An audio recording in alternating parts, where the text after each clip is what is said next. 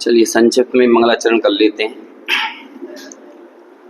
नमः समय साराय स्वानुभूत्या चकासते चित् स्वभावाय भावाय सर्वभावांतरच्छिदे।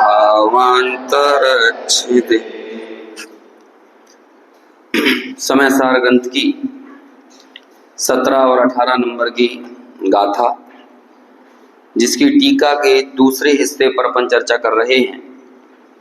पहले हिस्से में सामान्य रूप से बात आई थी कि जीव राजा को जो जानकर श्रद्धान करके और उसका अनुचरण करता है, ऐसे उस जीव को साध्य की सिद्धि होती है, यानी निष्कर्म रूप अवस्था की प्राप्ति होती है। निष्कर्म रूप अवस्था क्या है? मोक्ष है। इसलिए मोक्ष को यहाँ पर साध्य कहा, और उस साध्य की सिद्धि का उपाय जीवराज यानी चैतन्य भाव, जिसकी यहाँ पर लगातार एकत्व आत्मा की चर्चा चल रही है, उसको जानना, श्रद्धान करना और अनुचरण करना, ये यहाँ पर आया था। अब अपन जो दूसरे हिस्से को पढ़ रहे थे, और इन दो गाथाओं की इतनी महानता, इतनी महत्ता यदि है भी, तो वो अमृत चंद्राचार्य की टीका के कारण ही है, जिसने इस गाथा को भी इस समय सार ग्रंथ की इतनी महत्वपूर्ण गाथाओं में शुमार किया है। एक बार फिर से अपन शुरुआत की 3 लाइनों को पढ़ते हुए फिर इसके आगे चर्चा को बढ़ाते हैं। जब आत्मा को अनुभव में आने वाले अनेक पर्याय रूप भेद भावों के साथ मिश्रितता होने पर भी सर्व प्रकार से भेद ज्ञान में प्रवीणता से जो यह अनुभूति है सो ही मैं हूँ, ऐसे आत्मज्ञान से प्राप्त होने वाला यह आत्मा जैसा जाना वैसा ही है, इस प्रकार की प्रतीति जिसका लक्षण है, ऐसा श्रद्धान उदित होता है। तब समस्त अन्य भावों के भेद होने से निशंक स्थिर होने में समर्थ होने से आत्मा का आचरण उदय होता हुआ आत्मा को साधता है। ऐसे साध्य आत्मा की सिद्धि की इस प्रकार उपपत्ति है। कठिन कठिन से शब्द लग रहे होंगे, क्योंकि इस तरह की भाषा अपन सुनने के आदी हैं नहीं। देखो, बात यहां से शुरू की, आत्मा को जैसा जाना, आत्मा को कैसा जाना? जो ज्ञान है, जब ये ज्ञान परिणमता है तो किस तरह से परिणमता है? अपनी पिछले 2 दिनों से भी इस पर बहुत चर्चा हुई। ज्ञान किस तरह से परिणमित हो रहा है कि ज्ञान में कभी भी ज्ञेय शून्यता नहीं होती। ज्ञान हमेशा कैसा परिणमित होता है? ज्ञेयों से युक्त ही परिणमित होता है, उसमें ज्ञेय झलकते ही झलकते हैं। तो ज्ञान का परिणमन कैसा हुआ? जैसे कि सीधी बात है, दर्पण में, ऐसा दर्पण आप लोग कभी लेकर आ सकते हैं क्या बाजार से, जिसमें कुछ झलकता नहीं हो? कभी मिलेगा ऐसा दर्पण? यदि झलकने वाला ना हो तो उसे दर्पण माना जाएगा? तब तो वो दर्पण ही नहीं है। ऐसे ही हमें एक ज्ञान ऐसा चाहिए जिसमें कोई ज्ञेय ना हो, क्योंकि हमारी सबसे बड़ी समस्या ज्ञेय ही तो है कि इस तरह का ज्ञेय हमें नहीं झलके, क्रोध भाव ना हो, मान ना हो, माया ना हो, है ना। हम लोगों को सुबह से कई बार इस तरह की बात आते हैं ना, सुबह से उठते हैं तुम्हारा मुंह दिख जाता है और हमारा दिन खराब हो जाता है। तो किसी का मुंह दिखने से, कोई वस्तु दिखने से, किसी तरह का कोई विशेष परिणमन दिखने से किसी का दिन खराब होता हो, है ना, या फिर जो अशुद्धता है या विकार है वो हमारे भीतर भी प्रवेश कर जाती हो, ऐसा कभी हो सकता है क्या? एक माता जी थी जो शोले का भोजन करती थी। शोला जानते हैं ना? हाँ, वो शोला, वो नहीं आग का गोला वाला नहीं, शोला शुद्धता वाला। अब वो शोले का भोजन बनाए तो बच्चा जो उनका खुद का था ना, जो अपने नॉर्मल कपड़े पहना हुआ रहता था, छोटा बच्चा 10-12 साल का हो, और वो बार बार माँ के किचन में घुसने की कोशिश करे, तो वो अंदर से चिमटा दिखा के बोलती थी, अंदर आया तो अंदर क्या कहते हैं, ये चिमटा पूरा का पूरा गरम चिमटा तुझे छुला दूंगी। तो वो बार बार परेशान भी करे माँ को कि माँ तेरे ही तो बेटा हूं, मुझे तो अंदर आने दे कम से कम, नहीं तू भले मेरा बेटा हो, लेकिन यहाँ इस किचन की एक मर्यादा है, जैसे वस्त्र आदि होना चाहिए वैसे ही अंदर आ सकते हो, नहीं तो तुम्हें एंट्री की कोई गुंजाइश नहीं है। अब उस किचन के अंदर एक दर्पण भी लगा हुआ था, और इत्तेफाक की बात है कि वो किचन है ना, जो उसका किचन का दरवाजा के सामने लगा हुआ दर्पण से पूरी रोड भी दिखती थी, और रोड पे जो कोई भी गुजर रहा हो वो भी सब उस दर्पण के अंदर आता था। अब पहले मैला उठाने वाली प्रथा चलती थी ना, जगह जगह विष्टा को इकट्ठा करके एक विशेष व्यक्ति निकलता था अपने सर पे रख के, तो ऐसा ही वो व्यक्ति सड़क पे से वही विष्टा लेके बाहर जा रहा था, और उसी समय माता जी उस सोले के किचन में बैठ के भोजन कर रही थी, है ना। जो माँ अपने बच्चे को भी अंदर नहीं घुसने दे रही थी, उस किचन के अंदर वो पूरा का पूरा विष्टा से बड़ी हुई टोकरी और पूरी किचन के अंदर आ गई। कैसे आ गई? दर्पण में झलक रहा था ना, और वो किस समय पर आई? बनाते समय भी नहीं, खाते समय आई। अब बोलो माँ का भोजन कितना सोला से असोला हो गया है, शुद्धता से अशुद्धता की प्राप्ति कर गया। क्यों नहीं किया? क्यों नहीं किया? जब पूरा का पूरा देखो दर्पण किचन के अंदर, दर्पण में झलकने वाला बिंब किचन के अंदर, और दर्पण में झलका हुआ जो विष्टा रूपी कीचड़ है वो भी किचन के अंदर, तो फिर हो गई कि नहीं अशुद्धता। और वो बच्चा तो अच्छे भले कपड़े पहना था, है ना, ठीक ठाक जो अपने डेली यूज के कपड़े रहते हैं वो पहनता था, और उस माँ का ही बच्चा था, उसे तो घुसने की एंट्री नहीं थी, और पूरी की पूरी समझ लो विष्टा अंदर आ गई किचन के। तो उस भोजन में कुछ असर पड़ा? क्यों? हमारी ये निर्विकल्पता किसके कारण रही? उस गेय के झलकने के कारण, या उस गेय यानी दर्पण में बिंब के झलकने के कारण, या दर्पण और बिंब की सदा जो न्यारापना है, जो उनका परस्पर में अलगाव है, इस बात की दृढ़ प्रतीति के कारण माँ को इतनी सी रत्ती भर भी ये विकल्प नहीं आता, वो थू थू भी नहीं करती, मुंह में कड़वाहट भी नहीं आती, और बिल्कुल निर्विकल्पता के साथ वो जैसा भोजन करती है, निर्विकल्पता मतलब तत्संबंधी निर्विकल्पता, वैसे निर्विकल्पता से वो भोजन कर लेती है। किस बात की प्रतीति है? दर्पण में झलकने वाले बिंब के और दर्पण के बीच में सदा सदा त्रिकाल अलगाव है और रहेगा। उसे कोई भी आपस में एक में करने वाला कोई व्यक्ति, कोई भी दुनिया की ताकत समर्थ नहीं है, और इस बात के निर्णय के फलस्वरूप जो शुद्धता संबंधी वहां पर शुद्धता संबंधी जो विकल्प है, वो विकल्प तरंगे खड़े नहीं होते। ऐसे ही जब जीव राजा को हमने जान लिया और उसके ज्ञान के परिणमन को जाना, अब यहां पर बात कहां से शुरू की थी? ज्ञान में झलकने वाले क्या बात आई थी? मिश्रित भाव। यहां पर चर्चा भी पहली लाइन में अपन ने भेद भावों के साथ मिश्रितता होने पर भी, तो ये किसके साथ मिश्रितता हो रही है? भेदभाव क्या है? ये काय का भेदभाव हो रहा है यहाँ पर?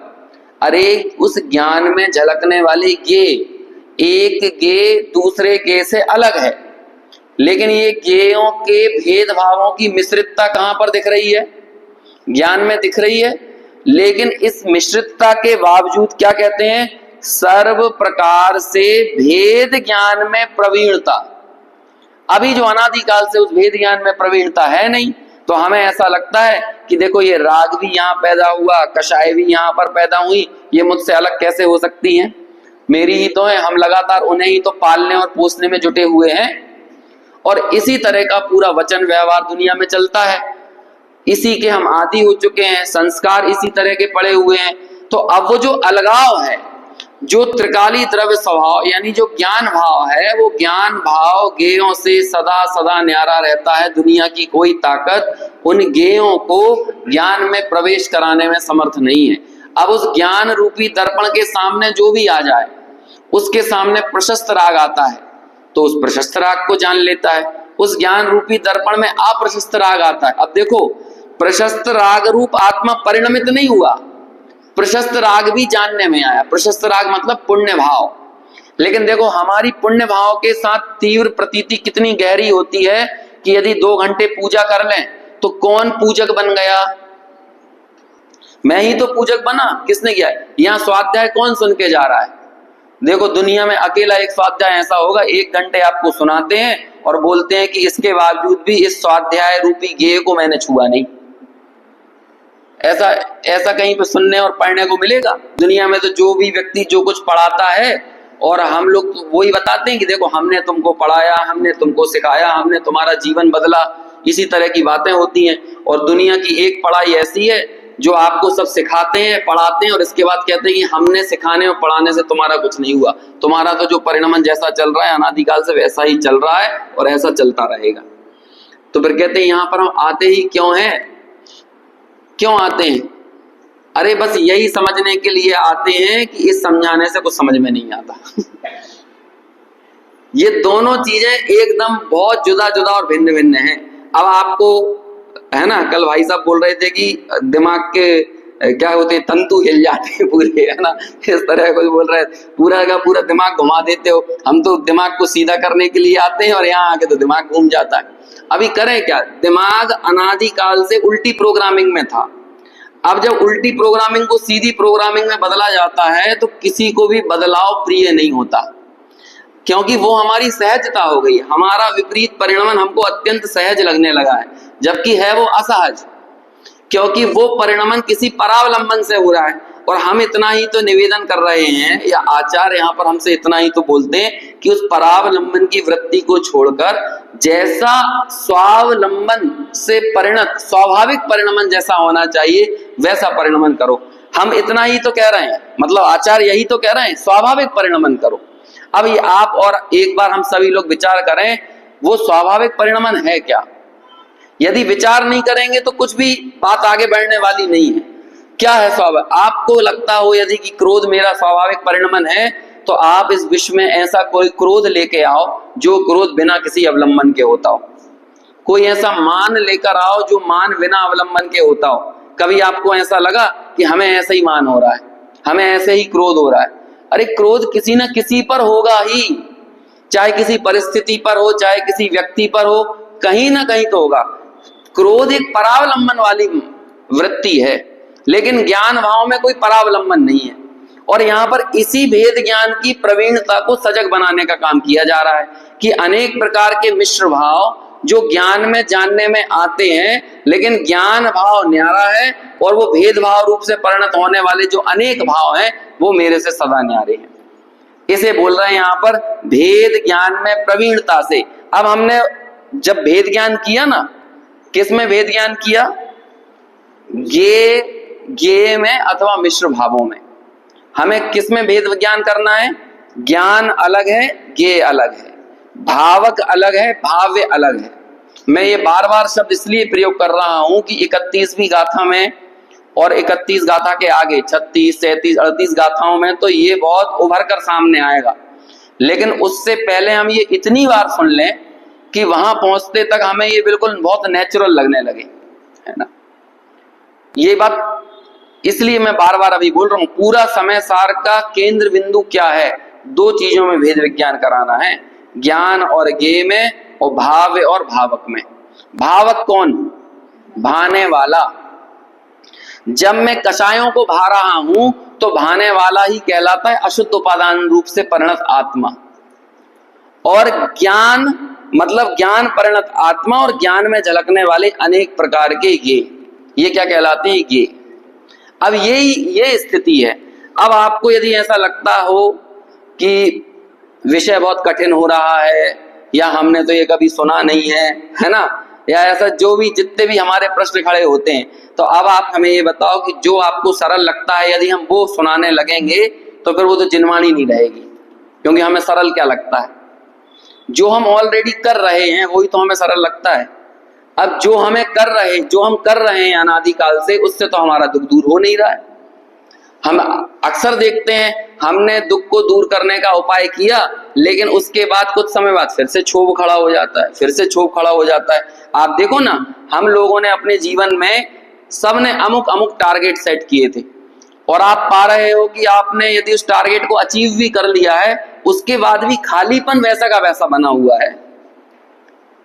तो वो खालीपन का कारण क्या है? कोई टारगेट को अचीव करना नहीं है, कि टारगेट नहीं मिल रहा है, कोई लक्ष्य हमने निर्धारित किया और उस लक्ष्य तक हम नहीं पहुंच पा रहे, ये नहीं है, बल्कि लक्ष्य को अर्जित करने के पहले भी विकल्प थे और लक्ष्य पा लेने के बाद भी विकल्प हैं। इसका मतलब पर के भोग और पर के कर्तृत्व संबंधी विकल्प का अंश जब तक विद्यमान रहेगा तब तक दुख का सद्भाव रहने वाला है।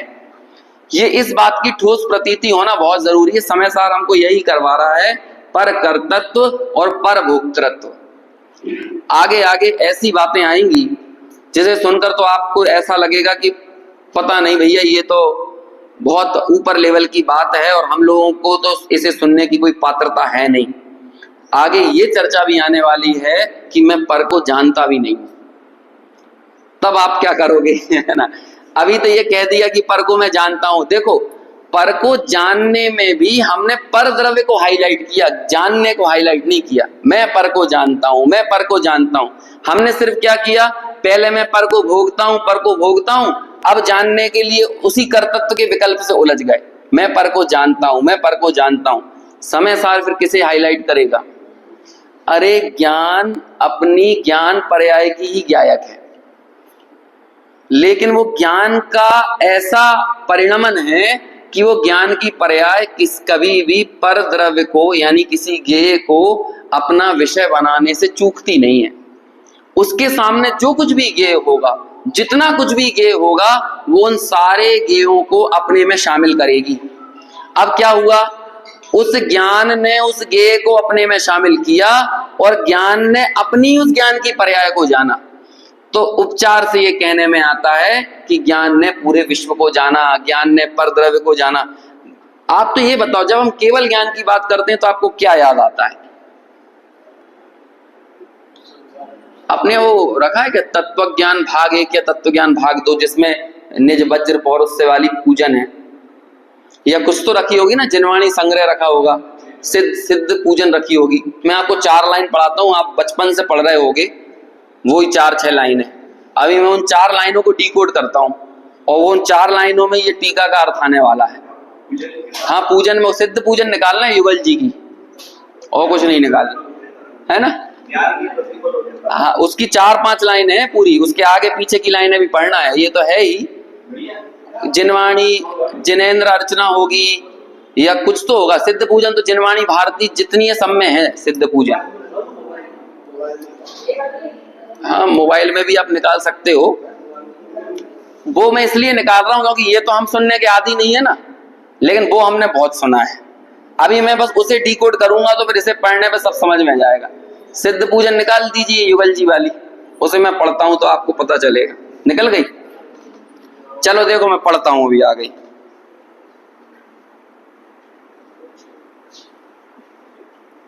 हाँ देखो, पढ़ रहा हूं मैं यहाँ पे, ऐसा नहीं होगा क्या?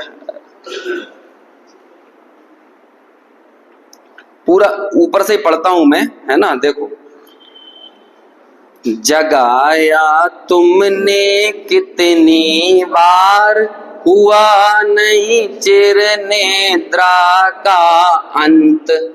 देखो कहां से शुरू कर रहे हैं, चिर निद्रा क्या है, और सिद्ध भगवान हमें जगा रहे हैं। जगाया तुमने कितनी बार, हुआ नहीं चिर निद्रा का अंत। अब वो निद्रा क्या है? अब वो निद्रा की चर्चा में ये बात आएगी, भेद ज्ञान की प्रवीणता का अभाव ही निद्रा है।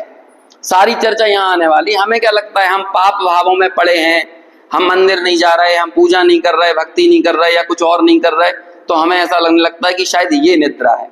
चिर निद्रा क्या है? अच्छा, निकल गई इसमें, वैसे मेरे सामने आ गई थी। इसमें है सिद्ध पूजन। हाँ, कौन से नंबर पे है? 1 मिनट। हाँ, इसमें देखता हूँ, इधर मिल जाएगी। सिद्ध पूजन बाबूजी युगल जी। हाँ, ये 78 पेज पे। ठीक है, मिल गई।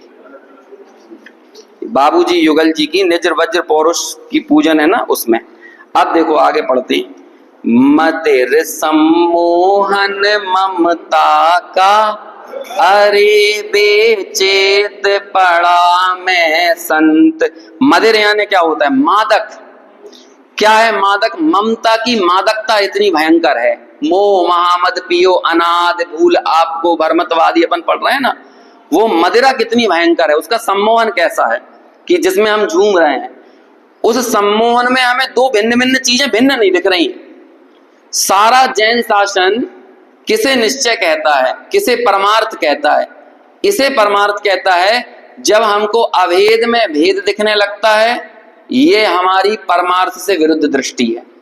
जो चीजें अभेद हैं और उसमें हमें भेद दिखने लगे, और जिन चीजों में भेद है वो हमें अभेद दिखने लगे, ये भी हमारी परमार्थ से विरुद्ध दृष्टि है। जैन शासन में एक नय है जो व्यवहार को या स्थूल कथनों से हमें सूक्ष्मता की तरफ लेकर जाता है, और वो व्यवहार नय कहलाता है। वो व्यवहार नय कुछ ऐसी ही बातें करता है कि जिसमें भेद में वो अभेद कर देता है और अभेद में भेद करता है, लेकिन वो व्यवहार भी अपने आप को इसलिए खड़ा करता है कि जब कोई निश्चय आए और उसको बाहर कर दे। गणेश जी की स्थापना इसलिए ही होती है कि उनका विसर्जन हो जाए। हमारे जैन धर्म का व्यवहार गणेश है ना। जैन शासन को समझने का श्री गणेश होता है व्यवहार से, लेकिन श्री गणेश जिसका होता है उसका विसर्जन किया जाता है कि नहीं? उसके विसर्जन में ही उसकी स्थापना की सार्थकता है। ऐसे ही व्यवहार की स्थापना की सार्थकता किसमें है? कि वो विसर्जित कर दिया जाए, और उसे विसर्जित कौन करेगा? लेकिन जब व्यवहार को विसर्जित करो तो वैसे गाना मत गाने लगना, अगली बरस तू जल्दी आ। विसर्जन हो गया सो हो गया। समझ में आया? हम लोगों को क्या लगता है कि थोड़ा विसर्जन करके निश्चय की तरफ आते हैं तो फिर हमें व्यवहार याद आने लगता है, और जब हम ये चर्चा भी करते हैं ना तो ऐसा लगता है देखो एक काम करो, थोड़ी 5 मिनट तो व्यवहार की बात कर लिया करो, है ना। एक काम को भले 90% आपने अमृत पिला दिया, 10% जहर भी तो पिलाओ। समझ में आया? ये ठीक वैसी बातें हैं।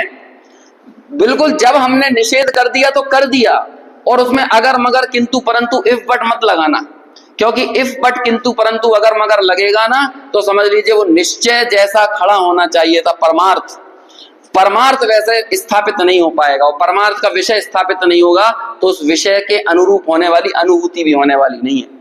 इसलिए जब समय सार चलेगा ना अपनी जिस आसमानी ऊंचाई पर, वहां पर व्यवहार को बिल्कुल मत लाना।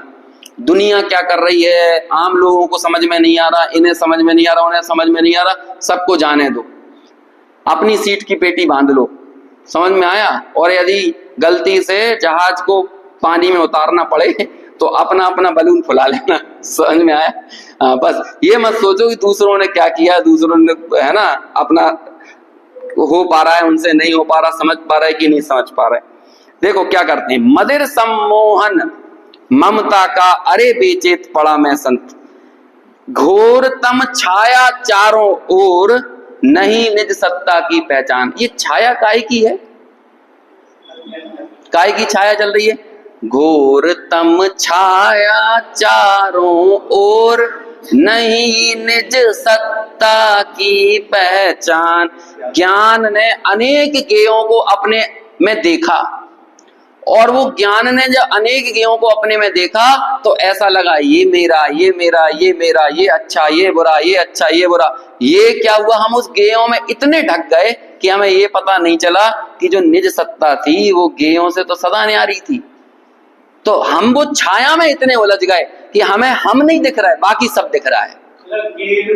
हाँ बस सब दिख रहा है। गे लुप्तता इतनी भयंकर पड़ी हुई है, होता भी है ना। बोलो हम सुबह से शाम तक क्या क्या नहीं देखते, सब देख रहे हैं, लेकिन देखने वाला नहीं दिख रहा है। कौन देख रहा है? इतना सा छोटा सा प्रश्न का उत्तर ही तो खोजने को कह रहे हैं। कौन देख रहा है?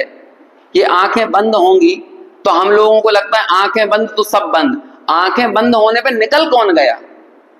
जिसके कारण सब कुछ था, और जिसके कारण सब कुछ था हमने उसे कुछ नहीं माना। पूरा पूरा सब सारा पर, अरे हम कह रहे हैं ये राग भी जहां पर अटखेलियां कर रहा है ना, राग भी, उसके नीचे भी कौन पड़ा हुआ है? राग की अटखेलियां भी नहीं होंगी यदि चैतन्य निकल जाएगा तो।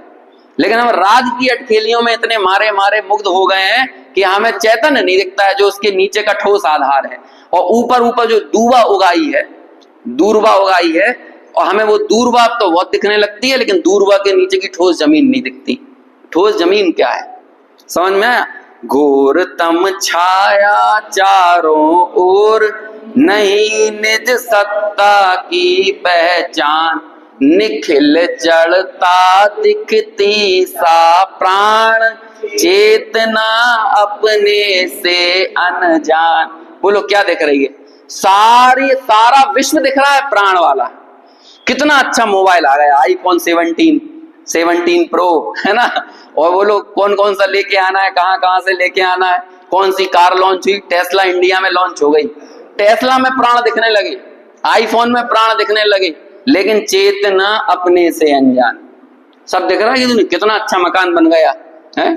एक दिन अभिषेक आए थे ना उस दिन, तो कहने लगे कि अरे भाई बगल वाला मकान खड़ा हो गया इनका। मैंने कहा हाँ, हमारा यहाँ समाधि तंत्र पूरा हुआ, इनका मकान है ना। हमारे समाधि तंत्र के शुभारंभ पर नींव खुदी हुई थी, है ना। और जैसे जैसे समाधि तंत्र आगे बढ़ता गया तो वो भी हो गया। अभी क्या हो गया, उसमें वो सब दिखने लगा साफ प्राण। कितना बढ़िया मकान, कितना अच्छा घर, कितना बढ़िया कार, कितनी बढ़िया सब चीजें दिख रही हैं। सकल सूरज, चेहरा, मोहरा सब दिख रहा है। निखिल जड़ता दिखती, जो जड़ है वो कैसी दिख रही है? साफ प्राण, चेतना अपने से अनजान।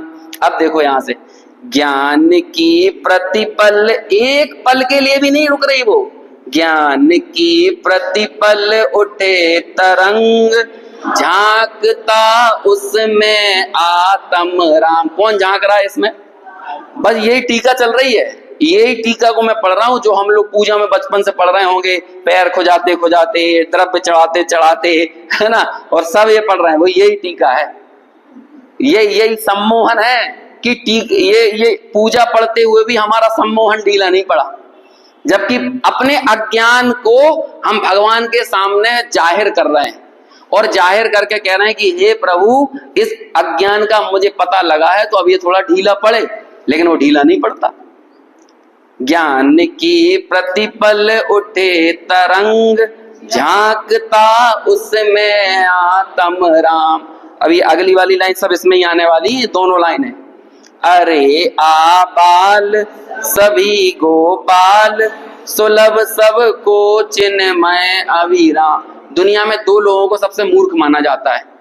एक तो ग्वालों को, बचपन में बोलते थे ना, पढ़ोगे नहीं तो बेटा ढोर चराओगे। तो ढोर चराओगे मतलब क्या हुआ, उसका मतलब ग्वाला ही बनोगे। तो अपन ये कह रहे हैं ना कि तुम कुछ ना कर पाओगे जिंदगी में, ढोर ही चराते रह जाओगे। तो या तो बच्चों को, अरे तुम बच्चे हो, बचकानी बातें मत करो। दो ही लोग हमें मूर्ख लगते हैं ना, तो उन दोनों को ही यहाँ पर उठाया। अरे आबाल सभी गोपाल, सुलभ सबको चिन्मय अभिराम। अब जरा ये समय सार की नीचे वाली लाइन पढ़ना। परंतु जब ऐसा अनुभूति स्वरूप भगवान आत्मा, आबाल गोपाल सबके सदा काल, स्वयं ही अनुभव में आने पर। ये वाली लाइन को 7 बार पढ़ते हैं गुरुदेव एक व्याख्यान के अंदर, क्योंकि बस यहाँ पर मन रम गया। यहाँ पे ऐसा लगा कि बस इसी में सब कुछ है अपना। आबाल गोपाल सबको सदाकाल कौन सुलभ है, कौन जानने में आ रहा है? अरे जिन्हें हम दुनिया में सबसे नितांत मूर्ख कह रहे हैं ना, उनको भी आत्मा ही जानने में आ रहा है। आप लोगों को मैं 3 दिन से कुछ समझा रहा हूं, आपको समझ में आ रहा है कि नहीं आ रहा है? थोड़ा थोड़ा समझ में आ रहा है, थोड़ा थोड़ा समझ में आ रहा है, ये तो समझ में आ रहा है। और नहीं समझ में आ रहा है तो भी ये समझ में आ रहा है कि नहीं? कि हमें तो 4 दिन से आप समझा रहे हैं, हमें कुछ समझ में नहीं आ रहा। हमें समझाना भी नहीं है, हमें आपको ये समझाना है कि आपको जो नहीं समझ में आ रहा है वो तो समझ में आ रहा है कि नहीं। तो बस यही समझना है कि जो कुछ भी है ये मिश्रित भाव है। आज के प्रवचन में ज्यादा समझ में आया, आज थोड़ा थोड़ा समझ में आया, और कल थोड़ा ज्यादा समझ में आया। एक दिन बिल्कुल नहीं आया, एक दिन थोड़ा आया, एक दिन ज्यादा आया। ये 3 दिन में ये थोड़ा थोड़ा ज्यादा और नहीं आप नहीं हो। अनुभूति स्वरूप जो है सो मैं हूं। अनुभूति मतलब जो पीछे चलने वाली बैकग्राउंड की रील है ना, वो आप हो। उस रील के ऊपर दिखने वाले दृश्य हैं, वो आप नहीं हो। ये कम समझ में आना, ज्यादा समझ में आना, ये रील के ऊपर के दृश्य हैं। लेकिन रील क्या है? जानने में आना, जानने में आना, जानने में आना। कम जानने में आना, ज्यादा जानने में आना नहीं, जानने में आना। इसे बोलते हैं ज्ञान सामान्य। और ये सबको समझ में आ रहा है। ढोर चराने वालों को भी समझ में आ रहा है और बच्चों को भी समझ में आ रहा है। ये लगना, मैंने एक बार कहा था आसमान में क्या दिख रहा है, कौन सी आकृति, वो मत देखो, आसमान को देखो। आसमान में आप कुछ क्यों देखना चाहते हो? हमने कहा कि आसमान को देखो, क्या देखें आसमान को? अरे आसमान को देखो, आसमान में कुछ क्यों देख रहे हो? आसमान को देखो। ऐसे ज्ञान में कुछ क्यों देखने की चेष्टा कर रहे हो? ज्ञान को देखो। मतलब ज्ञान सो में, आगे यही बात है, यही भेद ज्ञान की प्रवीणता है, ज्ञान में झलकने वाले अनेक भाव और ज्ञान की धारा। बस ये दोनों कभी, इनमें समझ लो मैं क्या बताऊं, अत्यंता भाव है। अत्यंता भाव समझना, जैसे कि ये कमरे की हमने दीवारें लगा दी ना अगल बगल में, ये तो इनमें तो कोई दम नहीं है। इस दीवार के इस तरफ और इस दीवार के उस तरफ, इस दीवार के पीछे बाथरूम है, थोड़े से पीछे चले जाओ तो अभी हम कितने निर्विकल्प में बैठे हैं, अरे बाथरूम का एक कण भी यहाँ घुसने वाला नहीं है। लेकिन ये भी कुछ नहीं है। अत्यंता भाव वज्र की दीवार समझ लो आप कितनी भयंकर होती है। और ऐसे अत्यंता भाव दो द्रव्य बिल्कुल भिन्न भिन्न हैं। ऐसे ही ज्ञान और गे, ये जो पर गे, जो पूरा लोकालोक जिसमें झलकने में आ रहा है, ये एकदम भिन्न द्रव्य है। और इस द्रव्य को बोल रहे हैं जड़ता। कहते हैं हमें तो नहीं, इसमें जीव भी देखने में आ रहे हैं, भले आ रहे हो जीव, लेकिन तुम्हारा जीवत तो तुम्हारे साथ है, दूसरे जीवों के साथ रंच मात्र भी नहीं है। ये यहां पर समझा रहे हैं। ज्ञान की प्रतिपल उठे तरंग, झांकता उसमें आत्म राम। अरे आवाल सभी गोपाल, सुलभ सब को चिन्मय अभिराम। किंतु पर सत्ता में प्रतिबद्ध, कीर मरकट सी गहल अनंत। कीर यानी होता है तोता और मरकट यानी बंदर। अब जैसे कि तोता सब जान रहा है, लेकिन जानते हुए भी पिंजरे में घुस जाए, और उसे सिखा दिया था बेटा शिकारी आएगा जाल फैलाएगा, जाल में नहीं फंसना है, और ऐसा सब उसने खूब रटा, लेकिन इसके बाद शिकारी आया, जाल फैलाया और उसे पकड़ कर ले गया। और वो जब जाल के अंदर था ना, तब भी यही बोल रहा था, है ना, शिकारी आएगा जाल फैलाएगा, हमें जाल में नहीं फंसना है। जाल में फंसकर भी यही बोल रहा है। और मरकट कौन होता है? एक बरनी के अंदर हाथ घुसाता है, और वो क्या करता है कि बरनी ने चने निकालने के लिए, कांच की बरनी में, और वो जब ऐसे मुट्ठी बंद करता है तो उस बरनी से उसका हाथ नहीं निकलता है। तो बाद में क्या बोलता है कि बरनी ने मेरा हाथ पकड़ लिया। बोलो किसने पकड़ा है हाथ उसका? ऐसे हमें किस गेय ने पकड़ लिया है? हमें किस गेय ने पकड़ा है? हाँ, आज हमारी बहू के कारण स्वाध्याय में नहीं आ पाए, है ना, आज हमारे बच्चों के कारण स्वाध्याय में नहीं आ पाए, हमें दुकान के बहुत विकल्प थे, इस कारण से आज हमारे कुछ समझ में नहीं आया। अरे हमें बस यही लग रहा है, हमें उदय भाव कितना ज्यादा प्रचुर लगता है हर जगह पे। उदय ने पकड़ लिया। अरे उदय ज्ञान को, ज्ञान स्वभाव को खंडित करने में समर्थ नहीं है। कर्णानुयोग भी हमको लगता होगा कि कर्णानुयोग कर्मों को हाईलाइट कर रहा है, कर्णानुयोग भी कर्मों को हाईलाइट नहीं करता। कर्णानुयोग भी ज्ञान भाव की अस्वीकृति को हाईलाइट करता है।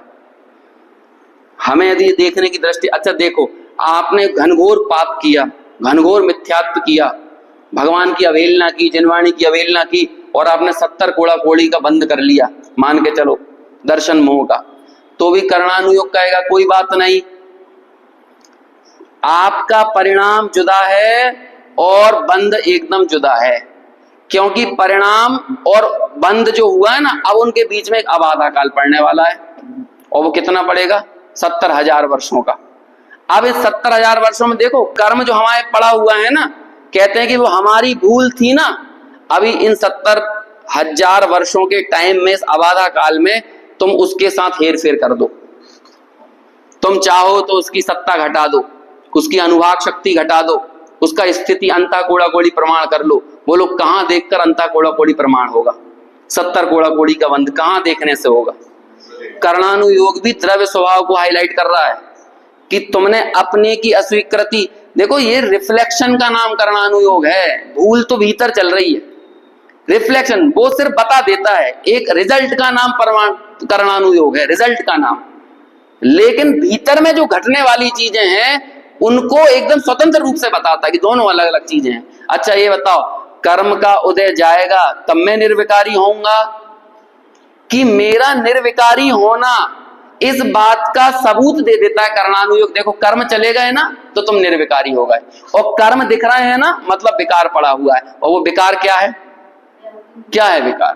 भेद ज्ञान की प्रवीणता नहीं होना, यही विकार है, इसके अलावा और कोई विकार नहीं है। ये दोनों ज्ञान भाव और ज्ञेय भाव भिन्न भिन्न है, इस बात की स्वीकृति का नाम ही निर्विकारता है। और क्या निर्विकारता है? वो ज्ञेय ज्ञान में प्रवेश नहीं करने वाले हैं, इसे आप मान लो। और कर्णानुयोग आपके सामने पूरा सबूत के साथ, प्रमाण के साथ बता देगा।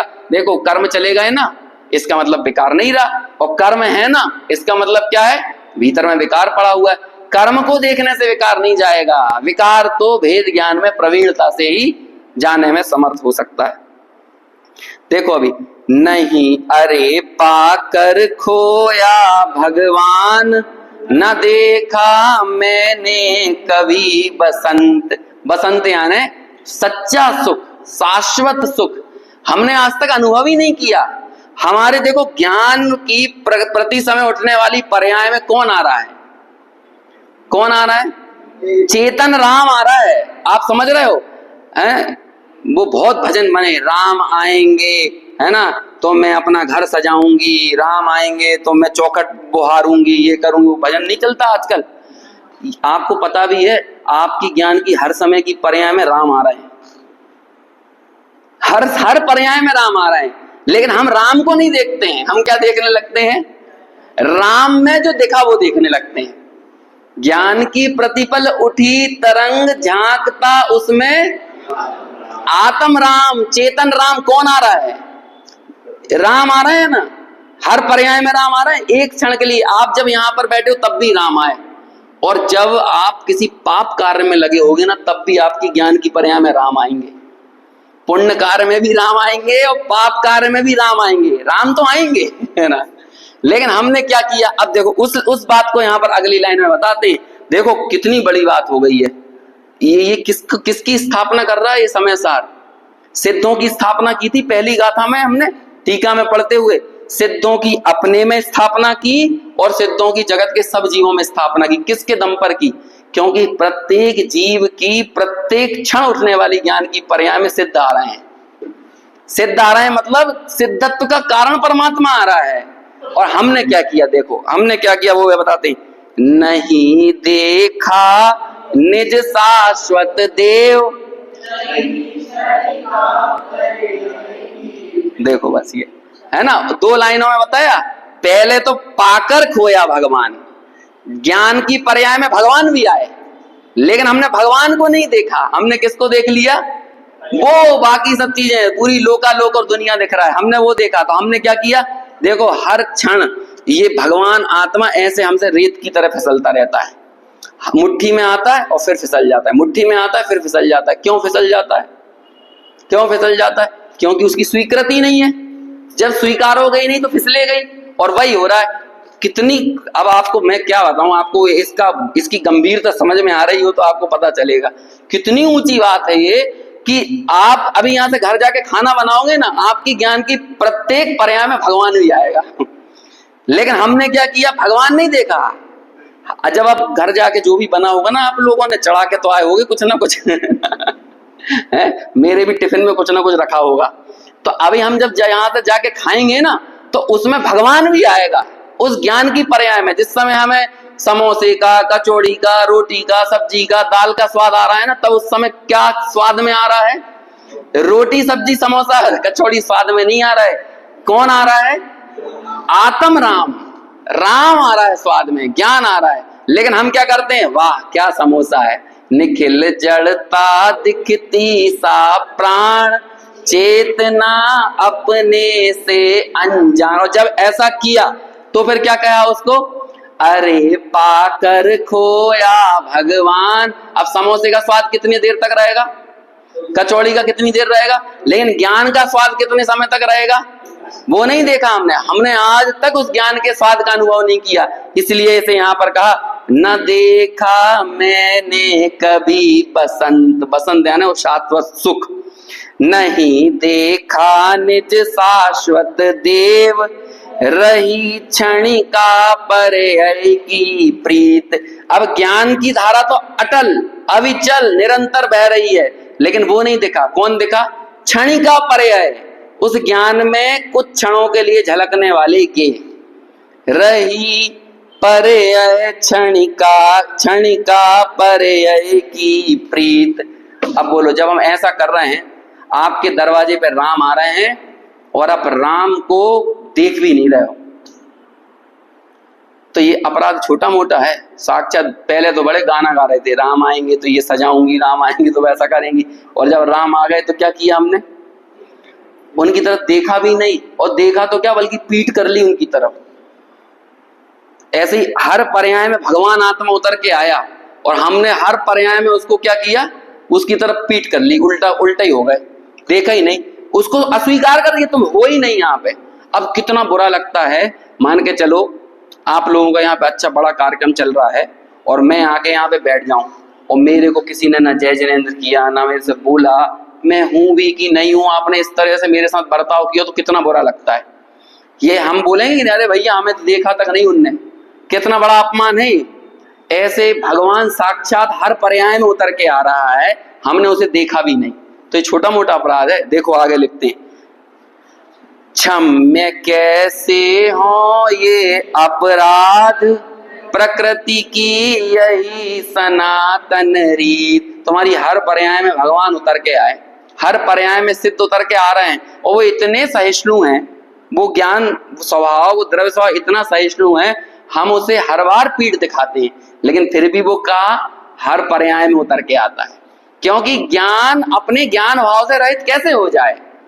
यदि एक क्षण के लिए भी ज्ञान अपने उस जानन स्वभाव से रहित हो जाए, यानी मैं अपने जानन पने से रहित हो जाऊं, तो मैं नहीं रहूंगा, मैं क्या हो जाऊंगा? मेरे में, इस माइक में, इन जड़ पदार्थों में कोई अंतर बचेगा क्या? कोई अंतर नहीं रह जाएगा। लेकिन क्या करें, अब जब तक हम इस तरह की स्थिति में रहेंगे ना, हर समय उस राम से अपनी पीठ दिखा रहे हैं, तो ये अक्षम्य अपराध है। उसके कारण निगोद में, नरक में और ये 4 गति 84 लाख योनियों के अनेकों दुखों को, इस पर्याय को भुगतना पड़ता है। अतः जड़ कर्मों की जंजीर पड़ी मेरे सर्वात्म प्रदेश, और फिर नरक निगोदों बीच हुए सब निर्णय हे सर्वेश। कहाँ हो रहा है निर्णय? नरक और निगोदों के बीच में निर्णय हो रहा है। जब अवसर था और उस अवसर में हमने उस राम के, देखो अनेकों पर्यायों में तो अवसर ही नहीं है, उस स्वपर प्रकाशक ज्ञान के भेद ज्ञान की प्रवीणता का अवसर ही नहीं है कि ज्ञान और ज्ञेयों में क्या विभाग है, ये जानने में असंगी पंचेंद्रिय तक की पर्याय तो समर्थ ही नहीं है, वो भेद ज्ञान नहीं कर सकती। लेकिन एक अवसर मिला जिस समय इस भेद ज्ञान की प्रवीणता में हम ये जान सकते हैं कि ज्ञान ज्ञेयों में प्रवेश नहीं करता, ज्ञान ज्ञान रूपी ही है, अनुभूति स्वरूप सो में, ये जान पाने की अभी यहाँ पर संभावना है। अभी हमने इस संभावना को ठुकराया तो प्रकृति का फिर न्याय कहाँ पर होगा? यहाँ न्याय नहीं होगा। कहाँ होगा निर्णय? डूम डे, डूम डे बोलते हैं ना, कयामत का दिन। कौन सा है वो डूम डे और कयामत का दिन? अरे फिर नरक निगोदों बीच हुए सब निर्णय हे सर्वेश। अब देखो क्या होता है इसकी अस्वीकृति से। अब इसमें मजा आने लगा तो ये पूरी कर देते हैं 2 मिनट में। घटा घन विपदा की बरसी की टूटी शंपा, बिजली गिर गई, शंपा यानी बिजली की टूटी शंपा मेरे शीश। हमें पता नहीं है दुखों का पारावार कैसा है। इधर जरा रात में 2 बजे अच्छी नींद लगी हो तो लाइट चली जाए तो लगता है कहाँ गई, आफत आ गई है। हमें आफत का पता नहीं, आफत होती क्या है। जब जाएंगे ना एक श्वास में 8-10 बार जन्म्यो मर्यो भर्यो दुख बार, ये है अरे घन, ये बोल रहे हैं घटा घन विपदा की बरसी की टूटी, ये बिजली गिरी है, शंपा मेरे शीश, नरक में पारद सा तन टूट, पारे सा, नरक में पारद सा तन टूट, निगोदो मध्य अनंती मीच, मीच यानी मृत्यु, अनंती मीच। आप विचार तो करो 2.5 पुद्गल परावर्तन तक निगोद निगोद निगोद निगोद चलेगा तो कितनी मृत्यु होंगी, कितनी। एक मृत्यु से घबराते हैं अपन यहाँ पे, और वो निगोदों में जब अनंतों मृत्युओं होंगी, यदि इतने काल तक निगोद रहा, ये हो रहा है न्याय, अब हो रहा है निर्णय। और इस निर्णय को बता देता है कर्णानुयोग। तो कर्णानुयोग ने क्या बताया? कर्णानुयोग ने ये थोड़ी बता दिया कि भाई कर्णानुयोग का मोक्ष मार्ग अलग है और द्रव्यानुयोग का मोक्ष मार्ग अलग है। कर्णानुयोग ने तो क्या बताया? तुमने जिस समय संभावना थी इस भेद ज्ञान करने की तब नहीं किया, और अब देख लो अब यहाँ पर निर्णय हो रहा है। अब वो कहाँ निर्णय हो रहा है तो कर्णानुयोग बता देगा। देखो भैया कहाँ कौन से जीव समास है ना, एक इंद्रिय में हो कि दो इंद्रिय में कि 3 4 5 इंद्रिय, ऐसे है।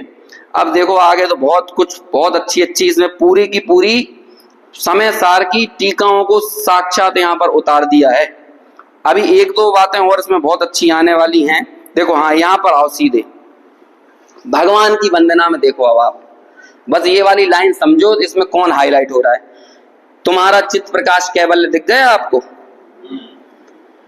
तुम्हारा चित्त प्रकाश कैवल्य कहे तुम ज्ञायक लोकालोक, अहो बस ज्ञान जहां हो लीन, वही है ज्ञेय वही है भोग।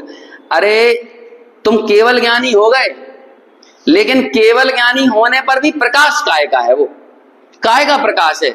केवल ज्ञान ने लोकालोक को दिखाया, प्रकाश लोकालोक का है क्या? किसका प्रकाश है वो? अरे चित्त प्रकाश। क्या कह रहे हैं? तुम्हारा चित्त प्रकाश, ये चैतन्य का प्रकाश है। केवल ज्ञान में भी प्रकाश किसका है? और हमारे और आप में काय का प्रकाश है? काय का प्रकाश है? चैतन्य का ही तो प्रकाश है ना। यही चैतन्य का प्रकाश कन्वर्ट होकर क्या हो रहा है? आगे बदल कर क्या हो रहा है? कैवल्य में बदल रहा है। केवल ज्ञान में भी लोकालोक प्रसिद्ध नहीं होता, ज्ञान स्वभाव ही प्रसिद्ध होता है। ये बताना, ये है आत्मख्याति। जैसे अपनी इस वर्तमान पर्याय में ज्ञान की ख्याति होगी ना, उसके ही पूरे विश्व में लोक में केवल ज्ञान के द्वारा ख्याति होगी।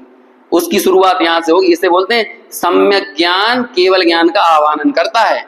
सम्यक ज्ञान की कोख में केवल ज्ञान पलता है। सम्यक ज्ञान मां है और केवल ज्ञान उसका बच्चा है। समझ में आया? क्योंकि ये सम्यक ज्ञान से वो केवल ज्ञान पैदा होगा। अब ये सम्यक ज्ञान क्या है? यही भेद ज्ञान की प्रवीणता सम्यक ज्ञान है। अरे क्या कहा? तुम्हारा, हे भगवान तुम्हारी वंदना में कर रहा हूं। सिद्ध पूजन है ना, ये सिद्धों को देख के बोल रहे हैं प्रभु तुम्हारा चित्त प्रकाश कैवल्य। इसे हम जब केवल ज्ञान को देखते हैं तो लगता है कि तुम क्या हो? कहे तुम ज्ञायक लोकालोक, लेकिन वास्तव में क्या हो? क्या है रियलिटी? क्या है? अहो बस ज्ञान जहां हो लीन। अब बताओ केवल ज्ञानी का, सिद्धों का ज्ञान कहां पर लीन है? लोकालोक में लीन है कि अपने ज्ञायक में ही लीन है? क्या कहां पर लीन है?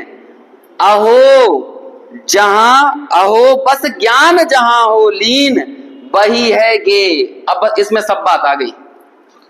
ज्ञान जहां पर लीन होता है वो ही गे है। अब बोलो केवल ज्ञानी लोकालोक के ज्ञायक हैं कि अपने ज्ञायक हैं? किसको जान रहे हैं? ज्ञान जहां पर लीन है वो ही गे है और वो ही भोग है। तो केवल ज्ञानी यानी सिद्ध भगवान किसका भोग कर रहे हैं और किसको जान रहे हैं? इसका उत्तर दे दो, इस लाइन में छुपा हुआ है। अरे अहो, क्या कहा? अहो अहो, अत्यंत भक्ति में उमड़ घुमड़ गए। अहो बस ज्ञान जहां हो लीन, वही है ज्ञेय वही है भोग। हे प्रभु आप कुछ नहीं जान रहे लोकालोकों का लोक को। आप तो अपने ज्ञान भाव को ही जान रहे हो और आप ना लोकालोक का भोग करने का तो सवाल ही पैदा नहीं होता। आपका ज्ञान जहां पर लीन है आप उसका भोग कर रहे हो। तो काय का भोग किया और किसको जाना? अपने को ही जाना। इसे बोलते हैं, अभी ये आ गया कि नहीं? आवाल गोपाल सबको सदाकाल कौन अनुभव में आ रहा है? बात की थी आवाल गोपाल से और लेके कहां चले गए?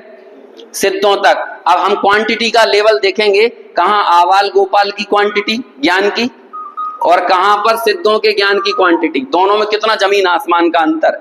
लेकिन फिर भी दोनों के ही ज्ञान में कौन जानने में आ रहा है?